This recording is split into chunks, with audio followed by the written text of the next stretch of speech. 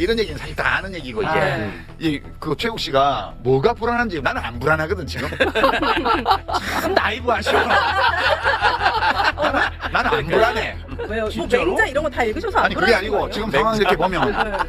불안해할 이유가 별로 없어요. 너무 많은데. 다 잘 될 거야. 그러니까 뭐가 불안해 물어봐봐요. 내가 일단 저 그러니까 미친 자들의 미친 짓을 예측하지 못했다고 해가지고 상식과 법리에 의거해서 네. 그걸 예측했던 분들을 잘 나이브하다고 말할 수는 없어요. 그렇죠, 그렇죠. 그러니까 요 부위는 암세포가 없을 거라고 생각했는데 네. 거기 암세포가 터져 나온 거잖아. 맞습니다. 그러니까 우리가 오진해. 근데 지금은 이제 유권자들 시민들의 투표권을 공격해 온 거잖아. 네. 그러니까 기호 1번 후보를 삭제해버림으로써 무투표 당선시키겠다는 거야. 아, 심각하다. 이거잖아. 예. 그러니까 이제 시민들은 지금 나의 참정권, 나의 헌법상의 권리를 대법원한테 뺏기게 생겼기 때문에 네. 화도 나고 이거 못 찾아오면 어떡하지? 이거 완전 네, 뺏기면 어떻게 하지? 불안하고. 일단은 항소심 재판부에서 무죄를 했기 때문에 시간이 더 걸리게 됐잖아. 지난번 항소심에서 유죄했으면 아. 5월 1일 날 완전히 끝난 거예요. 끝났어. 3월 26일에 네. 만약에 유죄 나왔으면 끝났다고 안 친하다고 나 그 생각하면 아주 내가 안 친해. 김현수 대통령이라고. 그래. 통할 것 같아 진짜. 아니 5월 1일 날 아웃시켰으면 5월 1일부터 5월 12일까지 아직 열흘 기간이 남았잖아요. 그럼 민주당에서 다른 후보를 냈어요. 그러면 그래도 대선은 또 이겨. 나는 그렇게 생각해요. 다행히 항소심 재판부에서 무죄를 했기 때문에 와. 시간이 걸리는 거예요. 지금 문제는 속도전이거든. 그렇습니다. 속도전인데 그러면 조희대는 뭘 했냐 하면 원래 2심에서 유죄가 올라오면 5월 1일 날 보내려고 미리 준비한 거예요. 그런 것 같아요. 그럼 못 보냈네. 무죄 와가지고 그럼 다시 보내야지. 그렇죠. 그 생각만 한 야, 거야. 그래고 빨리빨리 해가지고 후다닥 해가지고 유죄 선고를 한 거야. 했는데 지들이 어쩔 건데라고 했는데 어쩌고 있잖아 지금. 아. 지금 다 탄핵당하게 생겼어. 이 국회가 감히 우리를 탄핵한다고 상상도 못했는데 헌법에 다 있는데 그 사람 헌법을 잘 몰라. 헌법에 제적의원 과반수로 그냥 탄핵하게 돼 있다고. 자꾸 우리가 이제 불안감에 빠질 때는 어떤 생각을 할 때 빠지냐 하면 이 모든 것들을 뒤에서 내다보고 조종하고 컨트롤하는 어떤 빅브라더가 네. 있다. 예. 그래서 모든 것들이 이 음모에 입각해서 시나리오에 따라서 착착 진행되고 이러면 공포감에 아, 그게 접니다. 그게 저예요. 근데 이 윤석열의 내란부터 시작해 12월 3일 계엄의 밤부터 시작해서 지금까지 어느 쪽도 양 진영 모두가 그러니까 내란 세력이든 민주 세력이든 전체를 컨트롤하는 센터는 없어요. 모든 행위 주체들이 자기의 목표와 욕망과 자기가 가지고 있는 무기를 동원해서 각자 옳다고 믿는 방향으로 움직이고 있는 거거든. 그러니까 저쪽 조희대와 그 사법부 뒤쪽에서 누가 움직이는 사람이 있을 수는 있어요. 뭐 어느 로펌에 뭐 S 모 변호사가 어찐다 뭐 M 모 변호사가 어찐다 이런 얘기들이 있는데 네네. 그 사람들이 움직일 수도 있어요. 근데 그 사람들이 이 모든 것들을 기획해서 뒤에서 컨트롤하는 존재일 수는 없어요. 그러니까 누구도 상황 전체를 장악하고 컨트롤하는 주체는 없다 지금. 됐다. 근데 그게 맞을 가능성이 높은 게 이자들이 대한민국에서 가장 중대한 사태가 펼쳐졌던 내란 때는 입을 다물고 있었다. 입 안 다물었어. 그리고 자기 뭐라고 했죠? 그 다음날 아침에 얘기했잖아. 저 대법원장. 살펴보겠다고. 아니 뭐 어떤 절차를 밟았는지 예. 지켜봐야 되는데 뭘 지켜봐? 미리 다 봤는데 뭘 아니 수십 년 판사를 하는 사람이잖아. 네. 우리 헌법 77조 개헌법 앞단에 보면 국회에 대해서는 합헌 개헌인 경우에도 국회에 대해서는 아무것도 할 수 없어요 대통령이. 근데 그날 밤에 국회 개헌군이 쳐들어가서 유리창 끼고 들어가고 막 다 봤잖아. 맞습니다. 무슨 검토해봐야겠네. 뭔 절차를 거친지 뭘 볼 게 있다고. 그러니까 대법원장이라는 사람이 그런 말을 할 정도면 이것은 이미 한패라고 봐야 돼. 아, 윤석열과. 네. 그렇지. 근데 지금까지 인 걸로 보면 대통령이 당선이 돼도 재판을 할 것 같아. 하려고 할 것 같아. 그러면 이거는 결국은 권한쟁의 심판 청구해서 헌법재판소로 가야 돼. 그러면 그냥 그렇게 생각하겠지. 지들이 깝깝하면 우리 계속 재판을 하고 헌법재판소로 권한쟁의 신청하겠지. 이렇게 생각하겠지? 아니요. 이게 잘 들어봐요. 그 조희대 씨. 조희대 씨. 잘 들어보세요. 특검 안 되니까 특검? 이번 이 재판 불법 재판에 대해서 여러 가지 범죄 혐의점이 많아요. 그럼. 배당도 하기 전에 이미 재판 기록을 받았든가. 그렇지. 이런 불법의 혐의가 짙어요 지금. 그렇습니다. 그리고 네. 서부에 회부하기도 전에 이미 전압기를 지정했다든가 이런 그렇지. 의혹들이 다 있습니다. 맞습니다. 특검 도입해가지고 이번 이 불법 재판의 혐의에 대해서 다 파야 돼요. 그렇죠. 이 공격을 그대들이 감당해야 됩니다. 지금 이대로 가면. 그렇습니다. 네, 그 네. 점은 저는 얘기해주고 싶어요. 조희대 네. 대법원장 대법원이 최고법원이라고 계속 뭐 보건행정처장도 얘기하는데 네. 이 탄핵 당하시면 헌법재판관들 앞에 가서 소명하셔야 돼요. 거기 앉아가지고. 그 얘기 많이 하죠. 그 얘기 좀 많이 해줘요. 그다음에 김문수는 미래가 없는 사람이에요. 이 사람은 그냥 지금이 좋은 거야. 자기가 대통령 후보가 돼서. 인생의 황금. 물론 돌이. 지금 황금이에요? 네. 그 94년도인가 와이스 당에 들어가지고 되게 고집센 사람이에요. 제가 그 옛날에 민중당 하다가 말아먹었을 때 집에 찾아가서 형님 민중당 하시지 말고 국회의원 배치 다세요. 민주당 가서. 그러니까 김대중 대통령 총재 찾아서 인사 한번 하고 그러면 TK 출신에 서울대 출신에 노동운동 출신에 최고입니다. 최고. 무조건 수도권에 좋은 지역구 줄 거니까 거기 출마하세요. 근데 김대중을 인정은 안 하더라고. 김문수가요? 네. 이재명 예비 후보는 막 골목골목 경청 투어한다고 다니면서 막 수첩 들고 뭐 막 민원사항 적고 있고 뭐 거기서 온갖 얘기들을 하고 뉴스에 맨날 공약이 나오잖아. 네. 근데 지금 김문수도 공약이 아직 없고 한덕수도 출마 선언을 했는데 공약이 없어. 아니 무슨 공산당 선거야 뭐야 이게. 김문수는 단일화가 공약이었잖아요. 또 이게 불안적인 요소를 하나 올리면 또 흔들릴 수 있는데. 제가 불안감을 덜 가지는 이유는 만약 민주당이 경각심이 없고 헬렐레 있고 이러면 제가 불안할 것 같아요. 저는 사실은 뭐 국힘당이 어떻게 한다, 뭐 대법원이 어떻게 한다 이거는 불안하지 않은데 민주당이 어떻게 하는지를 보면서 그게 믿음이 덜 갈 때는 많이 불안해지거든요. 네. 지금 되게 믿음직합니다. 네. 그리고 시민들의 여론이 그것을 뒷받침하고 있기 때문에 저는 오늘 이 저 신경안정제 역할은 여기 매불쇼에서 제가 하는 신경안정제 역할은 오늘이 끝이 아닐까 그렇게 기대합니다. 그러길 기대합니다. 이 싸움이 지금 좀 정리를 할 필요가 있는데 이 싸움이 정치인 이재명을 지키기 위한 싸움이 아니잖아요. 네. 물론 정치인 이재명을 지키는 것도 포함돼 있죠. 그렇지만 이 싸움의 성격이 이재명 지키기가 아니라고요. 헌정 질서 지키기죠. 그렇습니다. 그러니까 우리 민주공화국의 대한민국의 기본 질서, 정치 질서, 게임의 룰 이걸 지키기 위한 거지.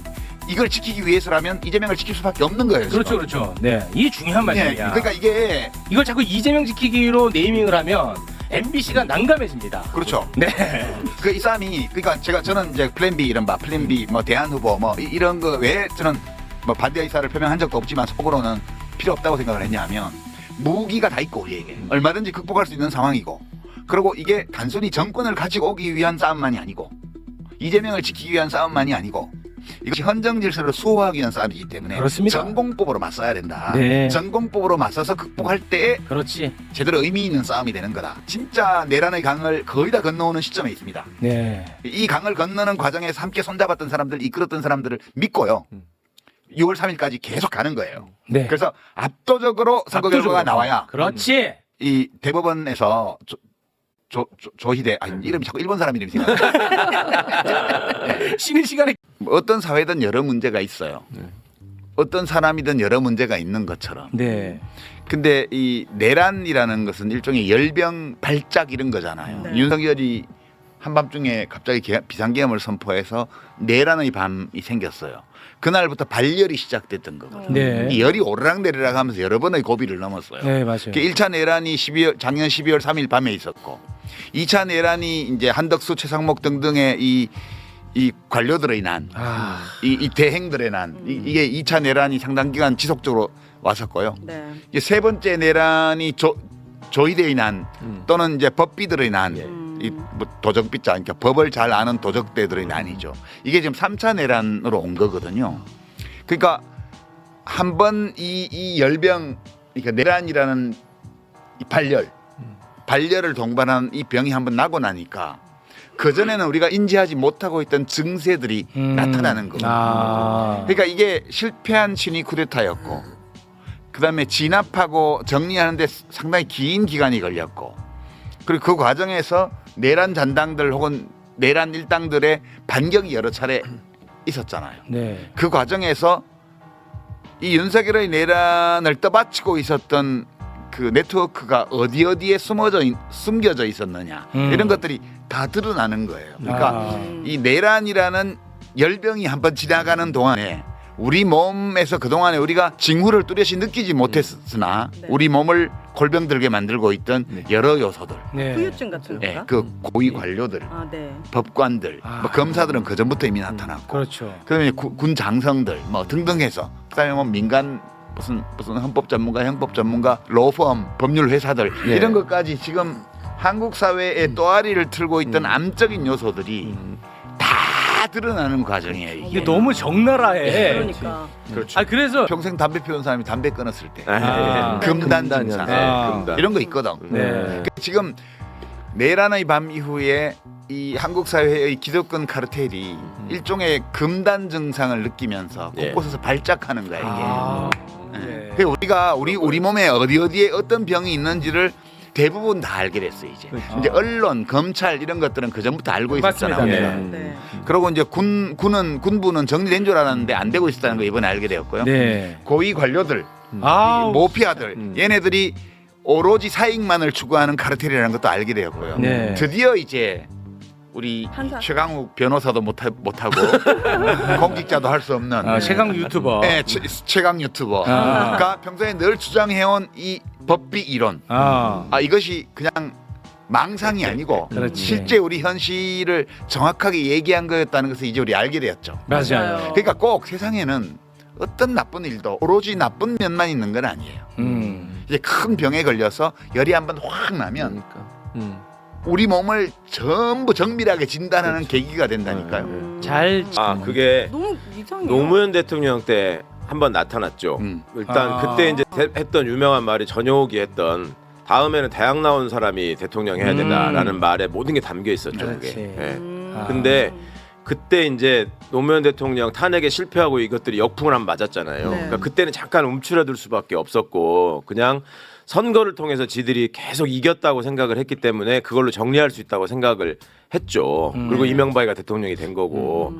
근데 지금 이제 이재명 대통령이 되는 거는 얘네들이 볼 때는 걔들 기준으로 노무현보다 더 심각한 사람인 거야. 성장 과정이나 학벌이나. 그래도 노무현 대통령은 상고 명문 상고라도 나온 저걸로 얘들이 뭐라도 이거 고등학교는 나왔네 이렇게라도 할 수 있었는데 이재명은 그것도 아니잖아 지금. 그러니까 초등학교 졸업하시고. 그렇죠. 네. 중학교, 고등학교는 못 다녔으니까. 공장 다녔잖아, 공장. 그러니까 이제 아. 우리 과제는 어떻게 이것들을 적절한 첫 시술을 하고 시술이 필요한 데는 그 요법을 쓰고 그렇게 해서 어떻게 우리 사회가 건강한 몸으로 다시 올라설 수 있는가. 그렇죠. 이제 이거를 앞으로 시간을 두고 해야 돼요. 네. 너무 불안해하고 너무 비관에 빠질 필요가 없어요. 왜냐하면 문제를 일으키고 범죄를 저지르는 거는 내란 세력이고 그건 네. 맞죠. 우리 지금 대통령 탄핵 이후에 유일하게 정통성 있는 국민들이 직접 선출한 권력기관은 국회예요. 국회 그렇습니다. 하나밖에 없어요. 네. 이 사법부는 시험 봐서 제도로 된 사람이어서 민주적 정통성을 가진 권력기관이 아니에요. 네. 그러니까 헌법에도 국회가 맨 앞에 나오잖아요. 네. 대통령보다 앞에 나옵니다. 헌법에도 맨 먼저 국회가 나와요. 그래서 입법권은 국회에 속한다. 그게 딱 첫 문장입니다. 입법권을 가지고 있는 게 국회이기 때문에 국회가 헌법에 의거해서 이 내란을 차례차례 다 진압할 수 있어요. 이 사법부의 마지막 3차 내란까지도 다 할 수 있습니다. 그러니까 지금 최욱 씨는 이 범죄를 적발하고 도려내고 진압하고 이런 쪽에서 지금 하고 있는데 왜 흥분해서 막 비탄에 잠긴 소리를 내냐고. 한 번도 판사가 잘못했을 때 제대로 처벌한 역사가 없잖아요. 처벌한 적도 없고 비판도 못했다니까. 네. 그러면 난리를 치니까. 얘기하면 뭐 최강 유튜브가 얘기하면 저 성격 나빠서 저래 맞아. 이렇게 얘기한단 말이야. 사법부 존중 안 한다고 그러고. 너무 과격하다 그러고. 그러니까 사실은 탄핵을 해야 된다고 얘기하는 이유도 사법부가 잘못했을 때 거기에 대해서 국민이 아무리 비판한들 야 재판에 대해서 너희가 그럴 수 있어? 이러면서 무시하고 깔보잖아요. 그렇죠. 그게 일반적이에요. 재판은 어떤 재판이든 존중받아야 돼. 거기에 대해서 비판하면 안 돼. 이런 논리예요. 왜 그러냐 하면 사실 과거에는 검찰 비판도 함부로 못했어요. 정치인들이 국회의원들이. 법원 비판은 더더욱 그래요. 왜냐하면 선거를 하다 보면 소소한 법률 위반이 있을 수 있잖아요. 그렇죠. 그럼 검사들이 다 10명이 다 소소한 위반이 있어도 나만 평소에 검찰을 깠기 때문에 나만 기소할 거냐. 이게 기소편의주의야. 그렇지. 그죠? 그러고 나면 법원에 가면 평소에 내가 법원도 깠어. 그럼 판사가 보고 이거 많이 깠던 놈이네. 이거 최강욱이네, 이거. 그러니까 법원의 정치적 편향성과 교만, 독선 이런 것이 검찰의 기소 편의주의하고 결합하면 법원이 정치화되고 정치가 사법화되고 이렇게 해서 민주주의를 법치주의가 파괴하는 무서운 결과를 초래할 수 있다고 이번에 두 분의 이번 소수 의견인데. 대법관 소수 의견 이 얘기예요. 이 얘기. 예. 이 그분들이 지극히 상식적인 얘기를 한 거라고 사실은. 그리고 정확히 조희대와 9명의 대법관들은 정확하게 그 짓을 한 거예요. 그렇습니다. 네. 지금 이 세상이 얼마나 미쳐 돌아가냐면 네. 대한민국이 이제 법치주의 국가인데 법에 근거해서 방송에서 논평하잖아. 욕을 바가지로 먹습니다. 나이브하다고. 그치. 나이브하다고 지금 법 얘기 좀 그만하라고. 세상 물정 모른다. 그 아. 나이브라는 말이 물정 모르는 그런 아. 뜻이거든요. 물정 모르는. 네. 이게 세상이 얼마나 미쳐 돌아간다는 방증입니까? 맞아요. 그러니까 딱 시작이 이제 그거예요. 야, 내라는 법에 있어서 일으킨 거야. 그렇죠. 이렇게 돼버리니까. 맞습니다. 그리고 아까 유시민 작가님 말씀하셔서 참 제가 꼭 좀 드리고 싶었던 말씀이 있었는데 먼저 포문을 이 물꼬를 터주셔서 너무 반가웠는데 사실 민주당에 있을 때 이제 대법관 동의안이 계속 올라왔었잖아요. 그걸 다 통과시켜줬잖아 네. 민주당이. 뭐 저기 그 800원 판사 오석준 뭐 이런 아, 분들 다 오석준이. 있었잖아요. 그러면 그때마다 내부에서 이거 확실하게 날려야 된다. 이런 사람들을 시키면 안 된다.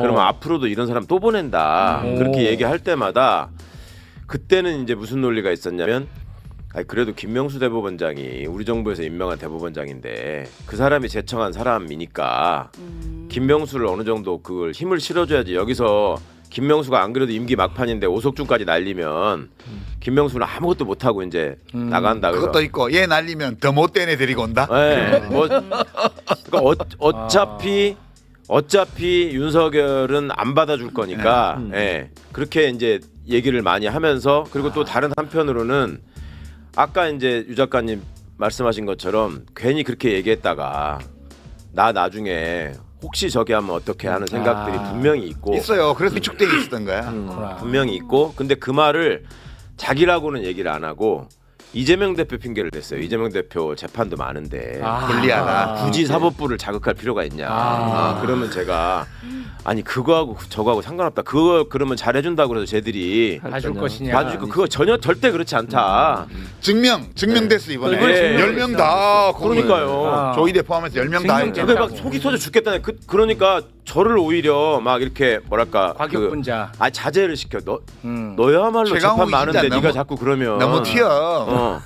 너만 손해야. 내가 우리가 이렇게 해서 너를 위해서라도 이렇게 하려고 하는 거면 아니 나 필요 없으니까 그냥 해도 안 먹혀 그게. 안 먹혔어요. 그래서 보면 뭐 오석준이라든지 조이대도 청문회 때 그 조이대 이슈가 있었더만. 있어요. 지금 그렇죠. 보니까. 근데 지금 그거를- 다 파묘 중이지. 지금 이제 뭐 이제 수면 위로 올라오는 중인데. 근데 그런 것들을 다 이제 동의를 해줬던 거지. 자 이제 이런 얘기는 사실 다 아는 얘기고 이제 아. 이제 그 최욱 씨가 뭐가 불안한지 나는 안 불안하거든 지금. 참 나이브 하셔. 나는 안 불안해. 왜요? 뭐 진짜로? 맹자 이런 거 다 읽으셔서 안 아니 그게 불안하신 거 아니고 아니에요? 지금 상황 이렇게 보면 네. 막 불안해할 이유가 별로 없어요.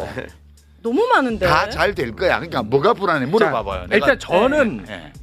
일단은 화가 나는 게 하나가 있고 불안한 게 두 번째예요. 네.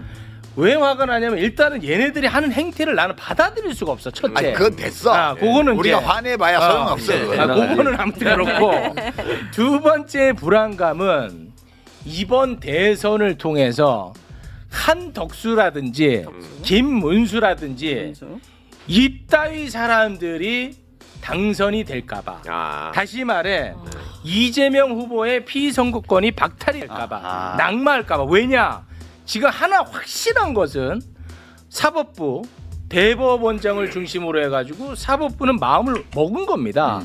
이재명만은 안 된다는 그거 먹었잖아요. 예. 이거에 대한 이견은 있을 수 없다고 봅니다. 자 그러면 한 번 마음 먹었어. 그럼 이거 안 밀어붙일까요? 그들의 머리를 다 쥐어짜서 어떻게 해서든 해내려고 하겠죠. 하겠지. 그 불안감이 굉장히 크다는 거예요. 근데 그게 그쪽에서 그렇게 하리라는 거는 지금 이미 대법원 판결이라든가 그렇죠. 그다음에 서울고법이라든지. 서울고법에서 하루 만에 와. 집행관까지 네. 뭐 인편으로 출석 요구서를 보내는 심지어 두 군데. 인천지법이랑 와. 서울 남부지법이랑 보냈잖아요. 근데 대단하더라. 그거는 그쪽에서 하는 건데 우리가 대항 수단이 없으면 불안해져요. 근데 민주당과 국회가 이제 국회의 권한에 그 막을 수 있는 수단이 다 있고 그렇죠. 그다음에 민주당이 연대하는 여러 정당들과 함께 국회를 꽉 잡고 있어요. 네. 이게 3분의 2가 안 될 따름이지 과반으로 할 수 있는 거는 뭐든지 다 할 수 있어 즉각적으로. 네. 그래서 이제 제가 하나하나 해볼게요. 그 이제 15일 날 지금 공판 일정이 잡혔잖아요. 네, 그렇습니다. 이제 저쪽의 목표는 그러니까 조희대의 목표는 네. 6월 2일까지 예. 이재명의 후보 자격을 박탈하는 형 확정. 예. 그렇죠. 그게 목표잖아요. 네. 그렇죠. 그 우리 쪽의 목표는 뭐냐? 어떤 재판도 이날 오늘 이후로 진행될 수 없도록 만드는 거예요. 그렇지. 이게 목표예요. 그렇게 그러면 해야 돼. 어떤 재판도 그 15일 파기환송심 네. 첫 공판 네. 그것이 안 열리게 만들어야 돼요. 그렇습니다. 네. 그날만 안 열리는 게 아니고 그 다른 재판들도 다 선거운동 기간에 다 연기되도록 만들고 네. 하여튼 6월 3일까지는 이재명 후보의 어떤 재판도 안 열리게? 안 열리게 하는 그게 거예요. 가능하냐고요? 가능하죠. 어떻게요? 우선 우선 15일 날 공판을 하려면 닷새 전까지 출석 요구서를 네. 송달이 돼야 돼요. 전달을 해야 돼요. 전달. 본인에게 아니면 이재명에게 이재명에게 피고인 이재명에게 전달이 돼야 돼. 전달. 근데 그거를 이제 우편으로 보내면 집에 지금 선거운동 없으니까. 때문에 막 다니고 있으니까 집에 없을 거 아니야. 네. 네. 대표실에 보내도 수령 안 할 수 있잖아. 네. 그래서 이제 인편으로 보내라고 했는데 우리 최강 유튜버가 다 얘기했어. 그 사람들은 인천지법 집행관은 인천지법 관할구역에서만 하는 거고 아. 남부지법은 여의도가 있기 때문에 거기 한 건데 직장이 있어서 남부지법 집행관은 남부지법 관할구역에서만 하는 거야. 그죠? 아, 네. 다른데 못 가요? 못 뭐 가요. 강원도 그럴 권한이 없어요. 아, 못 가요. 예, 그러니까 이재명 대표가 집에 안 가고 국회에 안 오면 되는 거야. 일단 지금 두 번- 댓글이 지금 나이브하다고 많이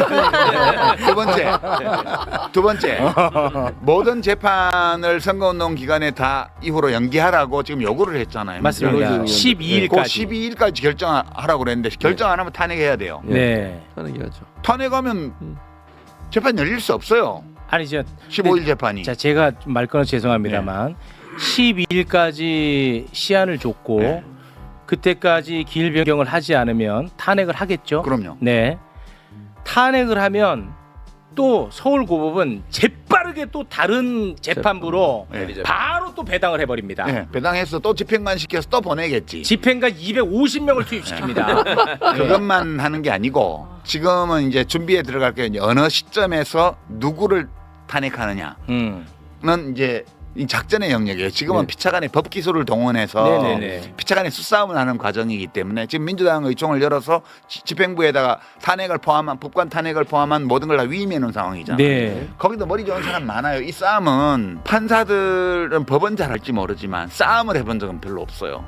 요 민주당은 싸움의 전문가들이야. 아 그러네. 예, 수많은 전투 경력을 지니고 있는 요 집단하고 이렇게 저 싸움을 업어로 하는 요 국회의원 집단하고 그냥 법복만 가지고 뭐 그냥 지 맘대로 하던 판사들하고 싸우면 누가 이길 것 같아. 그러니까 나는 아 그런가? 뭐 대법원장 하나만 먼저 탄핵하냐, 뭐 9명 포함해서 10명을 한꺼번에 탄핵하냐, 고법 부장판사 지금 이재권 부장판사 포함해서 배석판사 둘까지 그 대등재판부 네. 합의부 거기 3명을 다 탄핵하냐, 이재권 혼자만 탄핵하냐 이런 복잡한 수사함들이 있는데 네. 어느 시점에서 탄핵하냐 그거는 민주당에 맡기라고요. 아. 알아서 해요 거기서. 아, 그 전문가니까.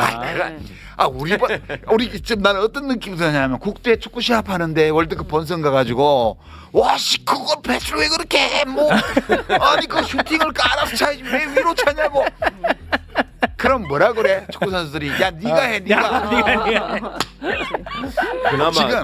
그 정도면 다행인데 제가 보기에는 저는 이창호하고 조은현이 바둑 두고 있는데 왜 그 따도 왜 그 자리가 따도. 앉아가지고 초수를 저걸 저기다가 안 두고 이건데 그래? 어. 거기 선수들이에요. 아 그래요? 선수들한테 맡겨놔요. 그럼 선수들도 이렇게 대법원이 파기환송할 거라고는 생각 못했죠. 그것까지는 나는 이제 우리 그때 나는 사실 좀 불안했어요. 네. 불안하다고 날짜가. 얘기를 했고 왜냐하면 네.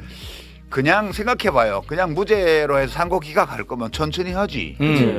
어차피 재판은 이재명 후보가 대통령 되면 중단되는데 그걸 뭐 서두를 이유가 한 개도 없잖아요. 그러니까 무죄로 털어주기 위해서 서두른다는 거는 상상할 수 하기 어려운 거였어요. 네. 근데 뭔가 이상하다 이거. 그래서 직위원과 아울러서 조희대 이름도 아침 저녁으로 불러야 할지 모르겠다. 그렇게 얘기를 했는데 네. 그렇지만 그 논거는 뭐냐면 다 상식적으로 생각하는 거예요. 그렇죠. 법리적으로 상식적으로 볼 때 항소심 완전 무죄를 엎으려면 정밀한 법리 검토가 있어야 되기 때문에 이게 짧은 시간 안에 그걸 하기는 어렵다. 네. 고로 이렇게 일정을 빨리 잡았다는 것은 무죄. 그냥 이게 상고 기각이다. 이게 상식적인 판단인데 그렇습니다. 조이대가 뭐 털어주고 싶어하는 사람은 아니지만 아니지만. 시간적으로 말이 안 돼 해서 사람들이 아 이건 상고 기각인가 이렇게 갔던 거지. 그렇지. 생방송 중계도 나는 이게 좀 긍정적으로 나올 줄 알았어요. 대국민에게 그러니까 생방송. 미친 자들의 미친 짓을 예측하지 못했다고 해가지고 미친 자들. 상식과 법리에 의거해서 네. 그걸 예측했던 분들을 나이브하다고 말할 수는 없어요. 그렇죠, 맞아요. 그렇죠. 네. 그러니까 요 부위는 암세포가 없을 거라고 생각했는데 네. 거기 암세포가 터져 나온 거잖아. 맞습니다. 그러니까 우리가 오진했다. 싸움의 기술이 있느냐? 저는 이제 이 사법 관료 집단이 법원 관료 집단이 얼마나 취약한지를 보이는 징후가 벌써 드러나고 있다고 생각해요. 그 대표적인 예가 민주당이 법원 행정처장을 불러다 놓고 너 6만 페이지 다 읽었어? 12명이 다 읽었어? 이렇게 차분하게 물어보니까 네. 다 읽었다고 했잖아요. 읽었다고 했습니다. 분명히 읽었다고 했어. 형사기록 전자스캔으로 기록은 모두 보셨다라고 그렇게 확인은 되고 있습니다. 그러니까 그 다음에 바로 로그 기록 내놔봐 이렇게 갔잖아요. 그러면 이게 이제 국힘 같은 경우면 싸움을 해본 양아치 집단 같으면 아 내가 언제 그랬어? 갑자기? 이렇게 나오는 거거든. 원래. 내가 언제 봤다 그랬어? 내가 언제 스캔을 했다고 그랬지. 봤다고 일로 바꿨다고 그랬지. 내가 언제 봤다고 그랬어? 막 이렇게. 그게 싸움이거든. 아 그게 싸움이야. 근데 여기서 뭐라 그러냐면 이제 바로 조선일보나 이런 것들을 통해서 흘리는 얘기가 맨 처음에 나온 제목이 뭐였습니까? 상고는 원래 다 안 보고 하는 거다. 이렇게 했다가 그게 이제 그러면 안 봤다는 자백이잖아. 이렇게 될 것 같으니까 그렇지. 또 제목이 바뀌어요. 상고 심판 구조를 잘 모르고 정적 공격을 하는 거다. 이런 식으로 말을 바꿨거든요. 네. 근데 그것도 익명의 관계자로 숨어서 했잖아요. 네. 그게 이미 불안하다는 거예요. 그렇죠. 이거에 긁혔다는 거예요. 원래 대법원은 말 안 해. 네. 아 원래는 원래는 말할 필요가 없어. 자기들이 최고의 권한을 가지고 있는 최고 법원이기 때문에 우리는 뭐 이렇게 되는 놈들하고 말 섞고 이러는 사람들이 아니야. 그냥 꾹 다물고 가만히 있다가 그냥 판결하면 그만이야. 니들이 어쩔 건데. 근데 지금 거의 수다맨이에요. 그러니까 아 이게 그러니까 다급하다는 거구나. 그럼 실제로 이게 그런 걱정들을 하시잖아요. 조이대가 처음부터 이 날짜 다 헤아려 보고 6월 3일 전에 날릴 수 없을 것 같으면 왜 이걸 시작했겠냐. 맞아요. 이게 이제 가장 중요한 불안론의 근거예요. 그렇습니다. 매우 전략적일 것이다. 조이대가 바보냐. 그렇지. 전략적으로 다 그게 법을 다 아는 애들인데. 바보야. 근데 바보야. 바보야? 그거를 바보가 아니라고 존재하니까 얘기가 자꾸 안 풀리는 거야. 그다음부터. 그러니까 이제 불안감의 원인이 뭐냐 하면 불안감이라는 것은 상대가 나쁜 의도를 가지고 나를 공격해 올 때. 그러니까 지금은 이제 유권자 시민들의 투표권을 공격해 온 거잖아. 네. 그러니까 기호 1번 후보를 삭제해 버림으로써 무투표 당선시키겠다는 거야. 와 심각하다. 진짜. 이거잖아. 예. 그러니까 이제 시민들은 지금 나의 참정권, 나의 헌법상의 권리를 대법원한테 뺏기게 생겼기 때문에 네. 화도 나고 이거 못 찾아오면 어떡하지? 이거 완전히 네, 뺏기면 어떻게 맞아요. 하지? 불안하고. 일단은 항소심 재판부에서 무죄를 했기 때문에 시간이 더 걸리게 됐잖아. 지난번 항소심에서 유죄했으면 5월 1일 날 완전히 끝난 거예요. 끝났어. 3월 26일에 네. 만약에 유죄 나왔으면 끝났다고. 아찔하다고 나 그 생각하면 아주 내가 아찔해. 김문수 대통령이라고. 그래. 통할 것 같아 진짜. 너무 아니 5월 1일 날 아웃시켰으면 5월 1일부터 5월 12일까지 아직 열흘 기간이 남았잖아요. 네. 그럼 민주당에서 다른 후보를 냈어요. 그럼 어. 그래도 대선은 또 이겨. 나는 그렇게 생각해요. 어. 다행히 항소심 재판부에서 무죄를 했기 때문에 와. 지금 시간이 걸리는 거예요. 지금 문제는 속도전이거든. 그렇습니다. 속도전인데 그러면 조이대는 뭘 했냐 하면 원래 2심에서 유죄가 올라오면 5월 1일 날 보내려고 미리 준비한 거예요. 그런 것 같아요. 그럼 못 보냈네. 그렇죠. 무죄 와가지고 네. 그럼 다시 보내야지. 그렇죠. 그 생각만 한 야, 거예요. 그래갖고 빨리빨리 해가지고 단순하게. 후다닥 해가지고 유죄 선고를 한 거야. 했는데 지들이 어쩔 건데라고 했는데 어쩌고 있잖아 지금. 아. 지금 다 탄핵당하게 생겼어. 이 국회가 감히 우리를 탄핵한다고 상상도 못했는데 헌법에 다 있는데 그 사람은 헌법을 잘 몰라. 헌법에 제적 의원 과반수로 그냥 탄핵하게 돼 있다고. 조이대 외 9명은 단 한 번도 자기들에게 도전을 해왔던 세력들이 없었구나. 단 한 번도 그런 걸 겪어본 적이 없어. 겪어본 적이 없어. 상상한 적도 없어. 그리고 아. 국회가 법을 개정해 가지고 자신들의 위상을 바꿔버릴 수 있다는 그렇지. 것도 상상한 적이 없어요. 이번에. 항상 봐줬기 때문에 사법부의 일은. 상상한 적도 없었고 실제 그런 적도 없었고. 그렇지. 그러니까 지금까지 민주당은 그러니까 지금까지 국회에서는 대법원에 대해서 무기가 다 있는데도 이 무기를 한 번도 사용한 적이 없고 맞아. 맨날 빈손으로 말로 이렇게 투덜투덜만 해왔단 말이야. 네. 근데 저쪽에서 암수를 쓴 거잖아. 이게 지금 이 싸움의 양상은 서로 말로 다투는 또는 법으로 다투는 관계가 아니고 뭐 권한쟁의를 하거나 이게 아니고 조희대와 9명의 대법관들이 법과 법률과 관행과 자기들 내규를 다 어기면서 그렇습니다. 이게 무협지에서도 서로 겨룰 때 초식이라고 그러잖아. 서로 정면으로. 정해진 초식이 있어. 근데 이걸 안 하고 암수를 쓰는 거잖아. 암수 반칙을 한 거라고. 테이블로 머리를 찍었어. 예. 그러니까 주먹으로 이렇게 하기로 했는데 반칙을. 갑자기 돌멩이로 쳤단 말이야. 그러니까 나무젓가락 꺾어서 찌르는 게 정당한 거야 이제는. 그렇습니다. 이제 국회 쪽에서 자기들이 가지고 있는 무기를 다 꺼내는 거야. 유시민 작가님 말씀에 좀 보태자면 조희대의 생각은 아까 말씀처럼 원래 항소심에서 유죄가 될 거라고 확신을 하고 있었던 것 같아요. 네. 그래서 그거 오면은 빨리 내가 정리해야지라고 하고 있다가 이게 안 되니까 이제 할 수 없이 내가 나서서 내 손에 피를 묻혀야겠네. 여기까지는 생각한 것 같고 그리고 본인 생각할 때 내가 대법원장인데 그리고 전원합의체에서 이렇게 저렇게 말 들어보니까 압도적으로 이제 이게 될 것 같은데 그러면 내가 생중계로 국민들한테 이재명은 이러이러하게 거짓말을 한 나쁜 사람입니다라고 얘기를 하면 끝나는 대로 판이 확 뒤집힐 거라 생각했어요. 선거에 왜냐면- 영향을 끼칠 것이다. 그렇지. 왜냐면 내가 대법원장이니까. 아. 자기가 그 안에서 한마디 하면 사람들이 이렇게 막 신용을 하거든. 음. 그러니까 원래 윤석열이가 저 용산에 가서도 막무가내로 달린 게 지가 검찰총장 때 했던 짓을 그대로 하고 있는데 그게 안 먹히는 거라고 했잖아요. 아, 그렇죠. 똑같아. 생각하는 수준이나 사고방식이나 아. 틀이 조희대도 그 안에서만 쭉 이렇게 있었던 사람이고 네. 그러니까 조희대 입장에서는 아니 내가 처음 국민들 앞에 가서 이걸 얘기를 하면 이건 흔들린다. 이거 엎을 수 있다라고 생각한 거지. 개뿔 흔들려. 예. 아니 이재명 지지 여론은 더 강고해졌고 그렇습니다. 그다음에 여야 간에 지금 정당 간의 우여론 하나도 변화가 없어요. 네. 약간 일부 여론조사에서 변화가 있어 보이는 정당 지지율이 붙었다 이런 것들은 그 최종 경선에 여론조사 반을 썼기 때문에 아. 그게 포함돼서 가동되어서 그냥 수치상 붙은 거예요. 이거는 붙을 수가 없는 거야 지금. 그러니까 여론은 오히려 더 이재명 후보에게 유리해졌고 민주당. 그렇죠. 그다음에 국회는 무기고를 열어가지고 지금 무기를 다 꺼내와서 지금 장전하고 있는 거야 지금부터. 일단 장전하고 탄창 끼우고 조희대는 그거 보고 있겠죠. 보고 있죠. 그러고는 이제 우리가 12일 날까지 니네 안 하면 이제 쳐들어갈 거야 라고 지금 선포해 놓은 상태예요. 그렇습니다. 예, 그리고 지금까지 우리가 이걸 안 쓴 거는 니들을 존중해서 안 썼던 거야. 근데 니들이 반칙을 썼기 때문에 우리도 이걸 쓸 수밖에 없어 라고 지금 통보를 해온 상황이에요. 그러니까 우열을 논하면 누가 우위에 있다? 아, 국회가 국회다. 우위에 있어요. 조희대는 5월 1일에 이재명 날릴 생각이 확고했던 것 같습니다. 그렇죠. 예. 조희대 빼고 나머지 대법관 9명 그리고 지금 서울 고법 이 자식들도 네. 아주 문제가 많은데 네. 이 사람들은 각자의 자리에서 자기가 생각하는 방식대로 이렇게 움직이는 거예요? 아니면은 뭔가 서로 좀 조율이 된 상태에서 큰 흐름 속에서 같이 움직이는 거예요? 이 얘기도 내가 작년부터 이제 그 내란 나고 나서 그 얘기 한번 했는데 자꾸 우리가 이제 불안감에 빠질 때는 어떤 생각을 할 때 빠지냐 하면 이 모든 것들을 뒤에서 내다보고 조종하고 컨트롤하는 어떤 빅브라더가 네. 있다. 예.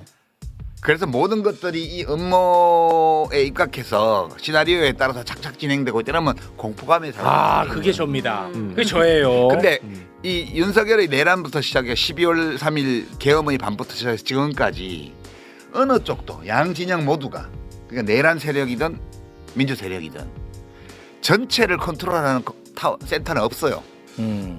모든 행위 주체들이 자기의 목표와 욕망과 자기가 가지고 있는 무기를 동원해서 각자 옳다고 믿는 방향으로 움직이고 있는 거거든. 그러니까 저쪽 조희대와 그 사법부의 뒤쪽에서 누가 움직이는 사람이 있을 수는 있어요. 뭐 어느 로펌의 뭐 예. S모 변호사가 어찐다 뭐 M모 변호사가 어찐다 이런 얘기들이 있는데 네네. 그 사람들이 움직일 수도 있어요. 근데 그 사람들이 이 모든 것들을 기획해서 뒤에서 컨트롤하는 존재일 수는 없어요. 그러니까 누구도 상황 전체를 장악하고 컨트롤하는 주체는 없다 지금. 없어요. 진영으로 나뉘어서 지금 대결 중인데 네. 가장 강력한 세력은 민주당이에요. 어. 법원이 민주당 국회의원들을 어떻게 할 방법이 없어 지금 당장 대선 때까지 남은 4주 동안. 네. 법원은 아주 소극적인 기관이에요. 검찰이 특히 형사법정은 검찰이 기소한 사건만 다루는 데라고요. 그렇죠. 그 국회의원들을 어떻게 할 방법이 없어요. 그러나 국회는 법관 누구나 다 이유가 있으면 다 탄핵할 수 있어요. 어. 마음 딱 먹고 쓰기 시작하면 아. 예, 불안해할 이유가 별로 없어요. 근데 말씀을 들어보니까 아무런 근거 없이 내가 대법관에 대해서 너무 높게 평가를 해왔던 그러니까 것 그게 같아. 항상 문제라니까. 근거는 없어. 내가 뭐 본 적이 있냐 뭐냐. 너무 필요 이상으로 고평가를 해왔어. 말씀이 뭐 다 맞을지 아닐지 모르겠지만 너무 사사롭게 움직였다. 근데 그게 맞을 가능성이 높은 게 이자들이 대한민국에서 가장 중대한 사태가 펼쳐졌던 내란 때는 입을 다물고 있었다. 입 안 다물었어. 그리고 자기 뭐라고 했죠? 그 다음 날 아침에 얘기했잖아. 저 대법원장. 그러니까, 살펴보겠다고. 아니 뭐 어떤 절차를 밟았는지 예. 지켜봐야 되는데 뭘 지켜봐? 뭘 지켜봐? 뭘. 이미 다 봤는데 뭘 아니. 지켜봐? 네. 수십 년 판사를 하는 사람이잖아. 네. 우리 헌법 77조 개헌법 앞단에 보면 국회에 대해서는 합법 합헌 계엄인 경우에도 국회에 대해서는 아무것도 할 수 없어요. 대통령이. 근데 그날 밤에 국회 개헌군이 쳐들어가서 유리창 끼고 들어가고 막 다 봤잖아. 맞습니다. 뭘 무슨 검토해봐야 뭔 되는데. 절차를 거친지 뭘 볼 게 있다고. 그러니까 대법원장이라는 사람이 그런 말을 할 정도면 이것은 이미 한패라고 봐야 되는 거예요. 네. 아 윤석열과 네. 그렇지. 그렇죠. 이런 일이 없었다면 예를 들어 지금 내란 형사 재판 관련해 가지고도 얘네들이 다 털어줬을 가능성이 있어. 자 봐봐. 얘네들하고 직접적 관련이 있는 법원 폭동에 대해서도 아무 말도 안 했어요. 그게 윤석열과 관계됐기 때문에 말을 안 했나 보네. 지금 보니까. 이 조희대 대법원장은 지금 자기 일을 저질러 놓고 이게 뭔지를 지금 잘 파악을 못 하고 있을 거야. 아. 그리고 이 문제가 원래는 이렇게 할 필요가 없었어요. 왜냐하면 이재명 후보가 대통령 될 거거든. 그러면 그 헌법 몇 조예요? 84조. 형사소출을 받지 예, 않는 형사소출을 받지 않는다는 이 불소추 특권. 이거 해석이 아직 해석을 대법원이 원래 내놔야 돼요.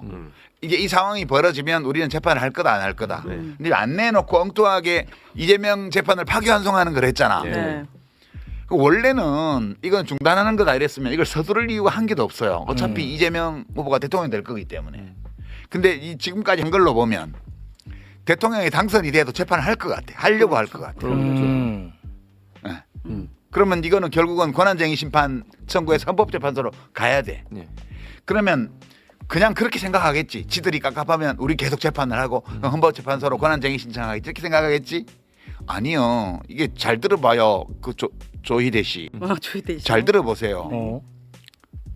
특검 한다니까. 특검? 이번 이 재판 불법 재판에 대해서 어. 여러 가지 범죄 혐의점이 많아요. 그럼. 배당도 하기 전에 이미 재판 기록을 봤다든가. 그렇지. 이런 불법의 혐의가 짙어요 지금. 그렇습니다. 그리고 네. 서부에 회부하기도 전에 이미 전압기일을 지정했다든가 이런 의혹들이 그렇지. 다 있습니다. 맞습니다. 특검 도입해가지고 이번 이 불법 재판의 혐의에 대해서 다 파야 돼요. 그렇죠. 이 공격을 그대들이 감당해야 됩니다. 지금 이대로 가면. 그렇습니다. 네, 네. 그 점은 저는 얘기해주고 싶어요. 어. 이 쇼츠로 잘 만들어봐요. 이재건 부장판사도 계속 이렇게 가시면 그렇지. 대법관 가는 앞길이 완전 꽉 막혀요. 꽉 막혀. 이러시면 안 됩니다. 어. 우리 헌법이 규정한 대로 예. 법리와 양심에 따라서 재판 진행을 해야 돼요. 그렇습니다. 그러면 다소간의 어떤 가능성이 보일 수도 있어요. 그러나 이대로 이렇게 당일날 하루에 막 5가지 결정을 막 해버리는 예. 이런 식으로 재판 진행하면요. 예. 특검 대상이다. 이게 이재권 판사님 편하게 사셔야죠. 그럼 일부러 고난을 자초할 거예요. 없지. 아니 편하게 뭔데 필요는 사셔야죠. 없지. 뿐만 아니라 형사소송법을 지금 개정하려고 그래요. 그러니까 그것도 이 대법원의 이런 태도 때문에 일어난 일이에요. 사실은 그거 하기 상당히 부담스럽잖아. 네. 형사소송법에 대해서 대통령으로 임명된 사람, 그러니까 선출된 사람은 재판을 받지 않는다는 걸 명확하게 쓰는 개정안을 민주당이 지금 추진하고 있어요. 네. 이게 대법원 사태 때문에 이렇게 된 거예요. 만약 그렇습니다. 그게 없었으면 할 수 있겠어요? 맞아. 그러니까 자기들이 그냥 뭐 밟은 거예요. 한마디로 얘기하면. 그러니까 조이대는 사법 개혁의 선구자입니다. 그렇지. 예, 윤석열은 검찰 개혁의 성공자. 아니 정말 진짜 중요한 네. 인물들이야. 안 결론적으로. 그랬으면 방금 말씀하신 그렇죠. 것처럼 이런 네. 얘기 꺼내기 어려워요. 어려워요. 네. 아니 더 맞아요. 어려운 게 그거예요. 대법관 숫자 늘리는 늘린 거 거하고 30명으로. 재판을 헌법소원 대상으로 삼는 맞아. 거 이거는 말도 못 꺼냈던 얘기예요. 그렇지. 사실은. 심지어 5월 2일에도 대법관 늘리는 얘기를 했을 때 웃었습니다. 네. 지금 웃음이 안 나와요. 맞아. 늘려야지 내가 무조건. 그렇게 얘기하니까 웃었잖아. 100명 지금은 안 웃겨. 그럼. 조희대 네. 대법원장 대법원이 최고 법원이라고 계속 뭐 법원 행정처장도 얘기하는데 네. 이 탄핵 당하시면 헌법재판관들 앞에 가서 소명하셔야 돼요. 그렇죠. 거기 앉아가지고. 맞아. 그 얘기 많이 하셔. 그 얘기 좀 많이 해줘요. 그래. 윤석열이처럼. 그렇지. 출석. 좋다. 평생 피자가 붙은 자리에 안 앉아봤잖아. 근데 피청구인, 피청구인이지. 예, 맞아요. 피청구인 자리에 앉아가지고 어.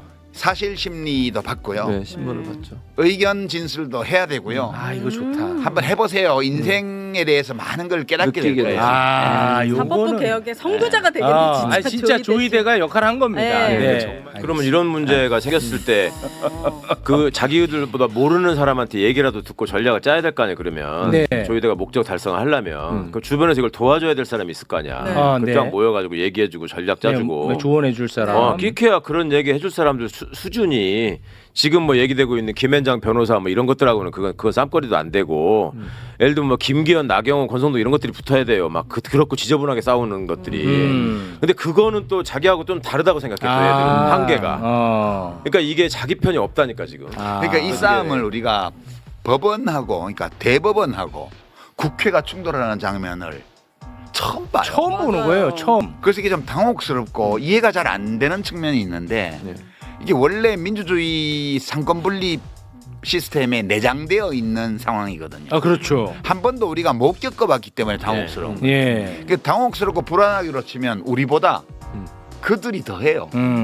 첫 경험이니까. 예. 네. 그러니까 더 불안하면 지는 거야. 아 좋습니다. 자 그러면 저들이 지금 더 걱정하고 있다고 하니까 당당한 모습으로 계속해서 맞서 싸우기로 하고 힘들었으니까 잠깐 좀 웃고 가도록 하겠습니다. 한덕수와 김문수 단일화. 쉽지 않아요. 아 요거 아주 꿀잼이거든요. 어떡해. 요거는 인생을 건 전투거든요. 예. 그 단일화 그렇게 하는 거 아니라고 내가 아. 좀 해본 단일화 좀 해본 사람으로서. 근데 우선 이 단일화 게임은 이렇게 생각하셔야 돼요. 이게 굉장히 중요한 변화인데 과거에는 단일화 논의가 진보 쪽에서만 있었던 거예요. 맞아. 민주당하고 민주노동당, 민주당하고 정의당 뭐 이렇게 네. 늘 진보 쪽이 약해가지고 맞아. 서로 차이를 건너뛰어서 다 힘을 모으지 않고는 대항이 안 돼.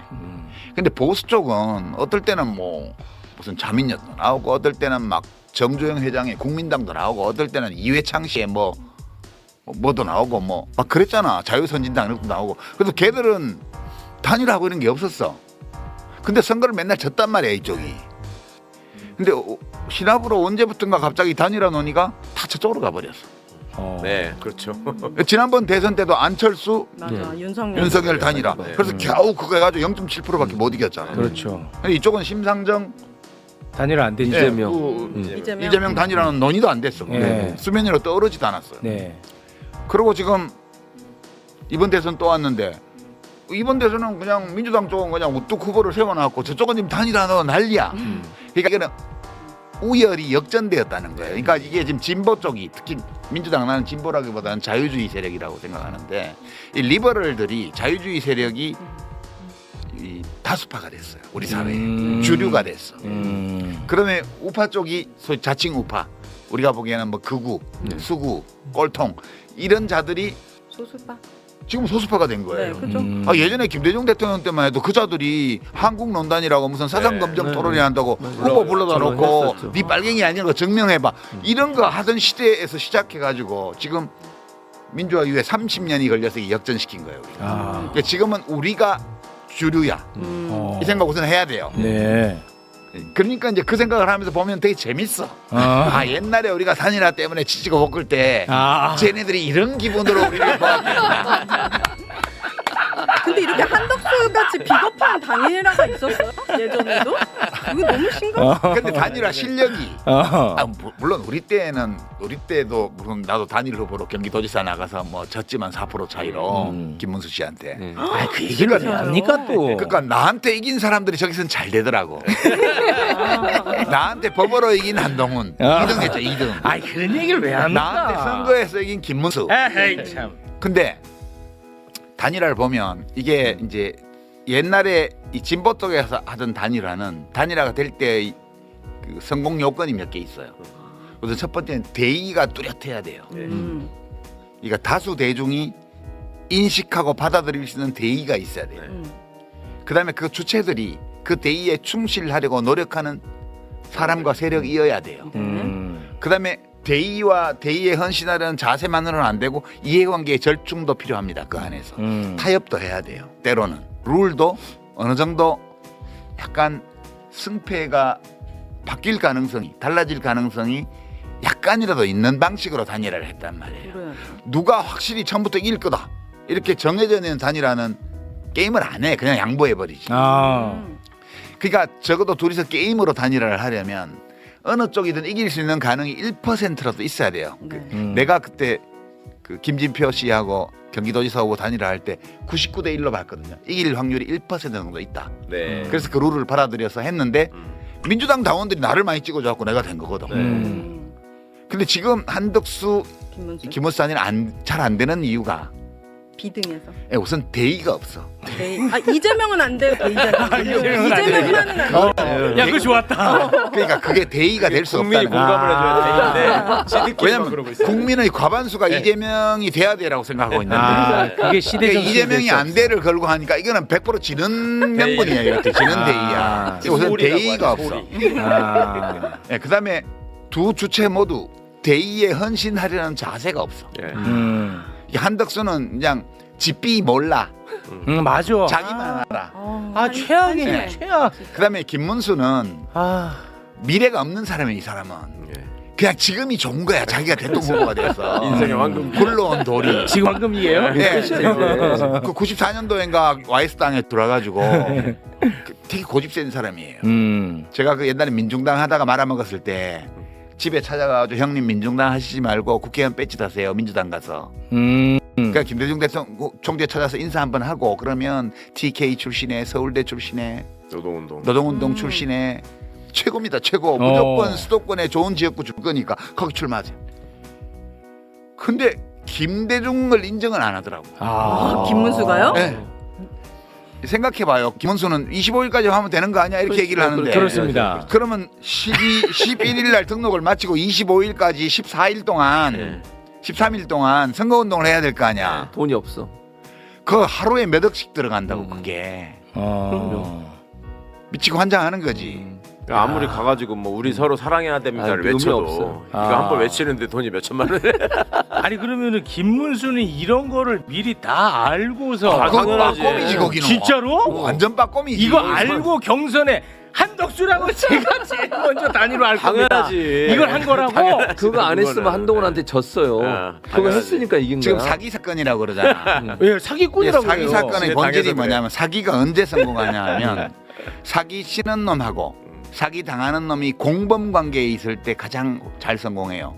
그러니까 이제 어이 선생님 이거 저희 공장에서 납품하는 거 싹 빼온 건데 100만 원짜리인데 20만 원에 드리겠습니다. 이러잖아. 원단 좋은 겁니다. 그런 사기 많이 쳐요. 네. 그러면 사기 당하는 사람은 100만 원짜리를 20만 원에 살 수 있다는 그 의도를 가지게 되잖아. 네. 그래서 사기를 당하는 거거든. 그렇죠. 그러니까 이 사기 당했다라고 얘기하는 국힘 정치인들은 이런 거지. 아 김문수가 내가 후보되면 나 밀어줘. 그냥 당을 위해서 우리 선거를 위해서 한덕수한테 그냥 단일화 바로 할게. 이렇게 얘기를 했단 말이야. 네. 그게 100만 원짜리 원단 20만 원에 드릴게. 이거하고 똑같은 얘기야. 자기들이 그런 사행심을 가졌기 때문에 아. 그걸 기대하고 김문수를 밀은 거 아니야.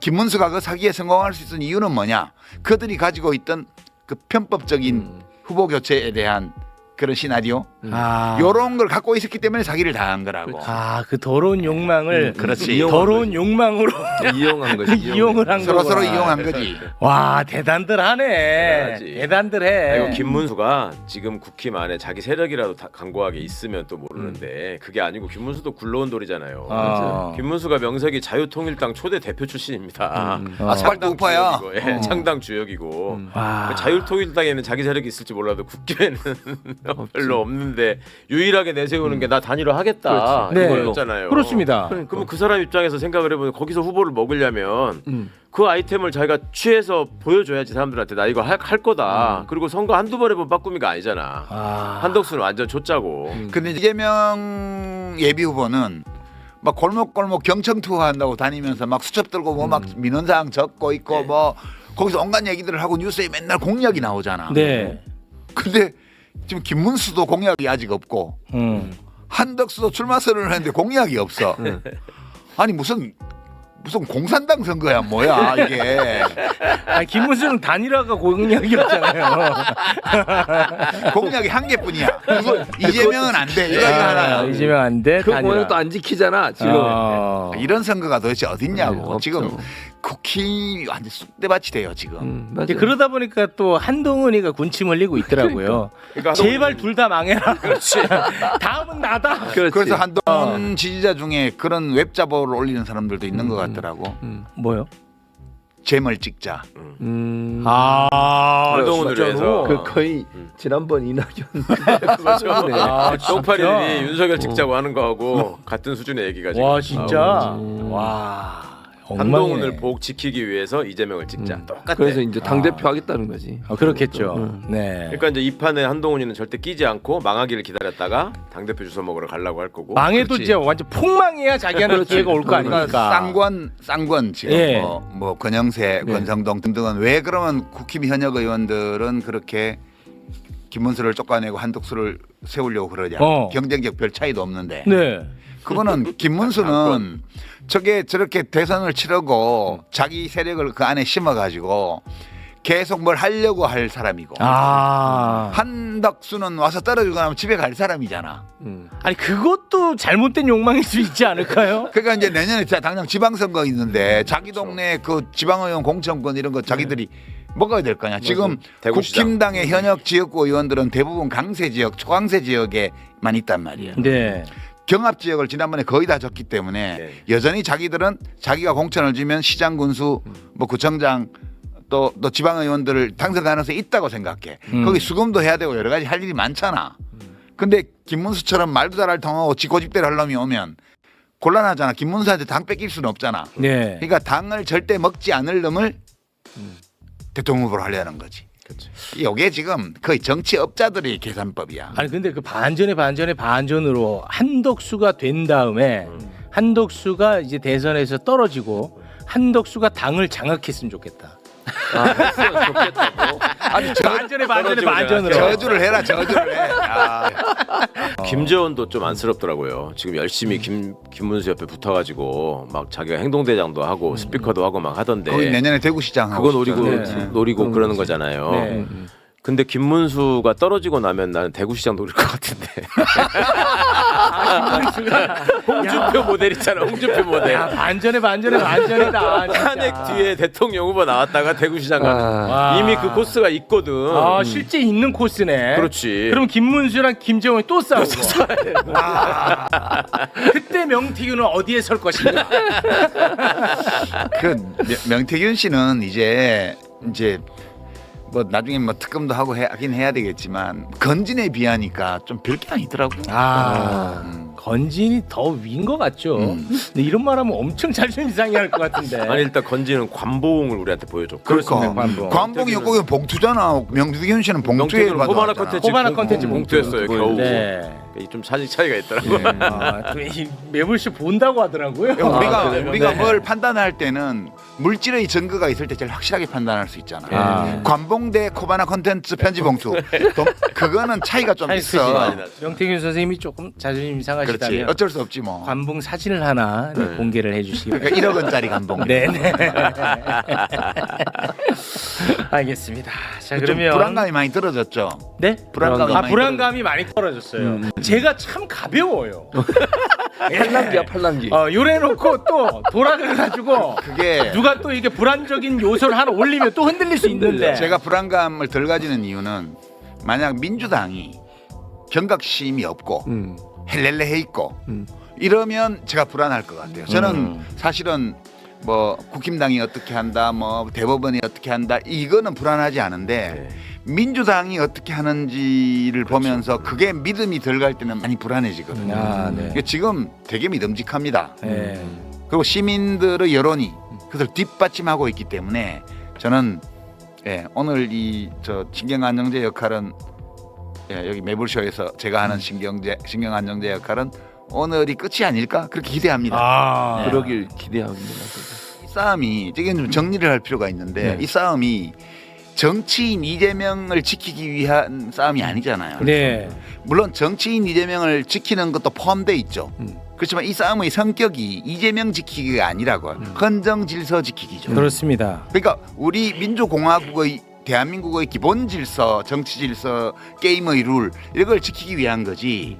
이걸 지키기 위해서라면 이재명을 지킬 수밖에 없는 거예요. 그렇죠, 지금. 그렇죠. 네, 이 중요한 말씀이야. 그러니까 이게 이걸 자꾸 이재명 지키기로 네이밍을 하면 MBC가 난감해집니다. 그렇죠. 네.